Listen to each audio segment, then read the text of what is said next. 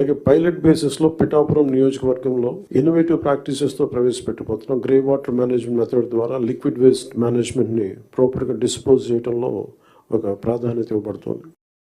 Swachh Bharat machine మరియు ఇతర కార్యక్రమాల కింద నిర్మించిన ఇండివిజువల్ హౌస్ హోల్డ్ టాయిలెట్స్ని ODF ప్లస్ చొరవ కింద మెయింటైన్ చేయబడతాయి. అలాగే హౌస్ హోల్డ్ లెవెల్లో సేఫ్ డ్రింకింగ్ వాటర్ అందించడానికి మేము JJM జల్ జీవన్ మిషన్ కింద ఆగస్టు 15, 2024 నాటికి పల్స్ సర్వే నిర్వహిస్తున్నాం.